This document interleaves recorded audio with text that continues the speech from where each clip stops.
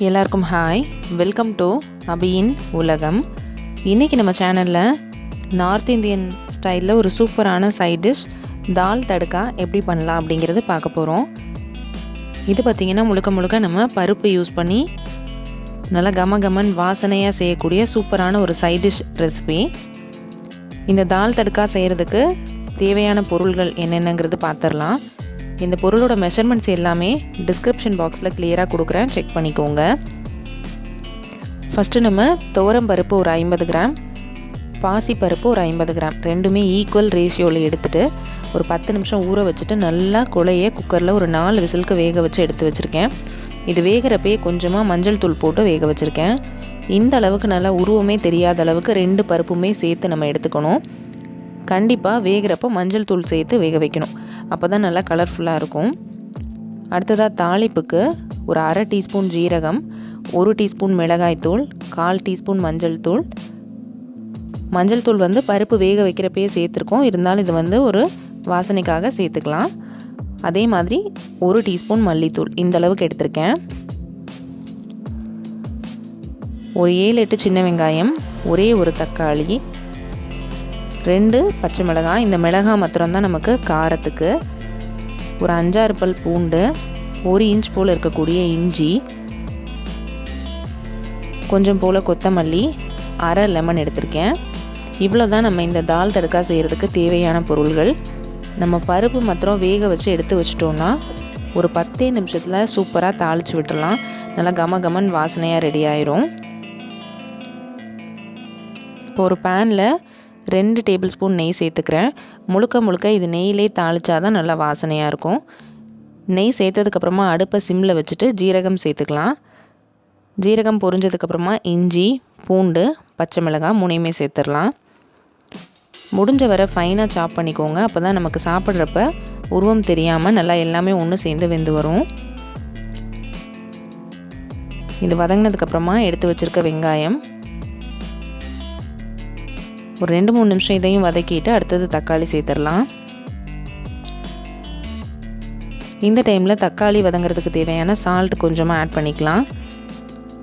அந்த சால்ட், மிளகாய்த்தூள், மல்லித்தூள், மஞ்சள் தூள் 3யுமே சேர்த்துடலாம்.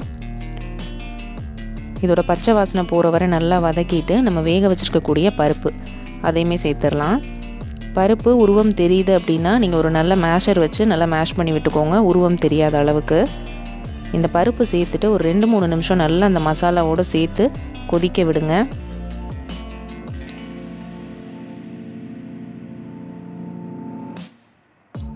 இது நல்லா கொதி வந்ததுக்கப்புறமா தான் நம்ம தண்ணி சேர்க்கணும். அப்போ தான் அந்த மசாலா ஃப்ளேவர்ஸ்லாம் நல்லா அந்த பருப்போடு சேர்ந்து ஜெல்லாகி வரும் நமக்கு. இப்போ பாருங்கள், கொதிக்க ஆரம்பிச்சாச்சு. இந்த டைமில் ஒரு 1/2 டம்ளர் போல் தண்ணி சேர்த்துக்கிறேன். இது நம்மளோட சாம்பார் மாதிரி இல்லாமல் அதை விட இன்னும் கொஞ்சம் கூட திக்காகவே இருக்கணும், அதனால் தண்ணி பார்த்து சேர்த்துக்கோங்க. இதை நல்லா கொதிச்சதுக்கப்புறமா கொஞ்சமாக மல்லி இலை தூவிக்கலாம். சூப்பராக நம்மளோட தால் தடுக்கா கொதிச்சாச்சு. ஃபைனலாக ஒரே ஒரு ஸ்டெப்பு, 1 டீஸ்பூன் நெய் ஆட் பண்ணிக்கலாம். இது ஒரு நல்ல ஃப்ளேவர் கொடுக்கும். இப்போ ஸ்டவ் ஆஃப் பண்ணிடலாம். ஸ்டவ் ஆஃப் பண்ணதுக்கப்புறமா நம்ம எடுத்து வச்சுருக்கக்கூடிய 1/2 லெமன் அதை சேர்த்துக்கலாம். இதுக்கு தக்காளி ரொம்ப கம்மியாக தான் இருக்கணும். நம்ம தக்காளி நிறையா சேர்த்துட்டா கலர் சேஞ்ச் ஆயிரும். ஸோ புளிப்புக்கு நம்ம சேர்க்கக்கூடிய லெமன் மாத்திரம்தான், அதை பார்த்துக்கோங்க. இதை சேர்த்துட்டு நல்லா மிக்ஸ் பண்ணி விட்டுடலாம். ஸ்டவ் ஆனில் இருக்கிறப்ப நம்ம லெமன் ஜூஸ் சேர்த்துட்டோன்னா கசப்பு தன்மை வந்துடும், அதை பார்த்துக்கோங்க. இப்போ பாருங்கள், நல்லா சுட ஆவி பறக்க நல்ல மைல்டான காரத்தில் நெய்யோட வாசனையில் நமக்கு தால் தடுக்கா ரெடி ஆயாச்சு. இது குழந்தைங்களுக்குலாம் ரொம்ப ஆப்டான ரெசிபி.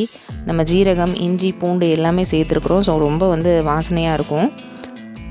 இது பார்த்திங்கன்னா ஜீரா ரைஸ், ஒயிட் ரைஸ், இதுக்கெலாம் ரொம்ப சூப்பரான ஒரு சைட் டிஷ்ஷாக வச்சு சாப்பிட்லாம்.